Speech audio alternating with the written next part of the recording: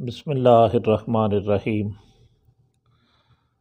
صلی اللہ علی حبیبہ محمد و آلہ و صحبہ وسلم۔ السلام علیکم ورحمۃ اللہ وبرکاتہ۔ عزیزان گرامی قدر،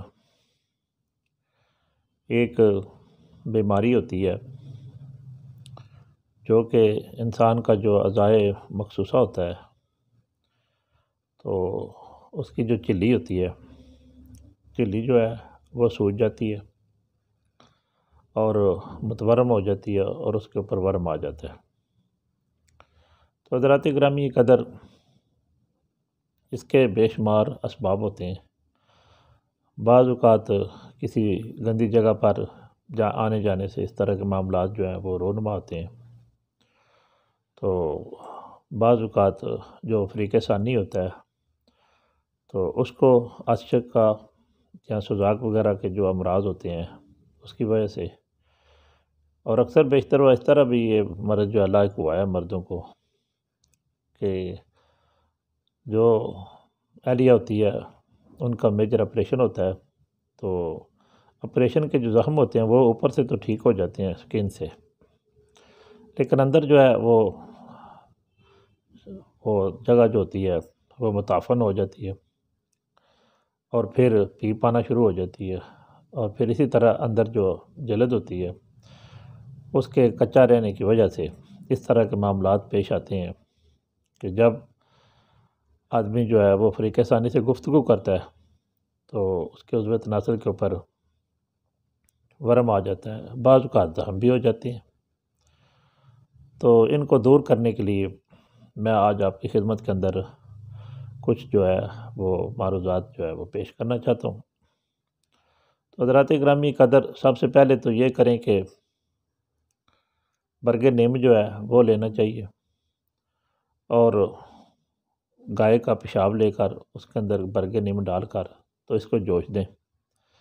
اور جب نیم گرم ہو جائے، کوسا ہو جائے، تو پھر اس پانی کے ساتھ جو ہے وہ اپنے اعضاء کو دھو لینا چاہیے۔ تو بعد میں نیم گرم پانی سے پھر دوبارہ دھو لیں، تاکہ جو نمازی حضرات ہیں یا باوضو رہنے والے دوست احباب ہیں تو ان کے کپڑے وغیرہ جو ہے وہ صاف رہیں۔ تو اگر کچھ کسر باقی رہ جاتی ہے تو اس کے لیے آپ ایسے بھی کر سکتے ہیں کہ روغن گل لے لیں، بنا بنایا وہ بازار سے مل جاتا ہے، اور اس کے اندر موم جو ہے وہ آپ گرم کر کے ڈال لیں۔ ان دونوں کا وزن تقریباً 2 تولہ کر لیں، تو یہ پگھلا کر موم جو ہے وہ روغن گل کے اندر شامل کر لیں، تو اس سے چرب کر لیا کریں، یعنی اس سے مالش کر لیا کریں، اس کو لگا لیا کریں، تو اس سے بھی جو چلی کی سوج ہے، ورم ہے، وہ بھی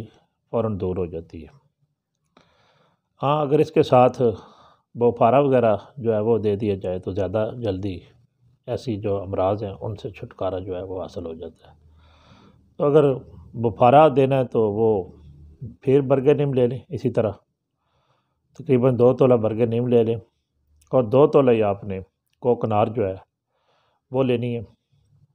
اور چوب چینی جو ہے وہ 2 تولہ لے لیں۔ تو کوکنار جو ہے اس کو جو کا وہ کرنا ہے، دڑ پھڑ کر لیں، مکمل پیسنا نہیں ہے تاکہ اس کا اثر جو ہے وہ پانی کے اندر آ جائے۔ ان 3 چیزوں کو 2 کلو پانی کے اندر ڈال کر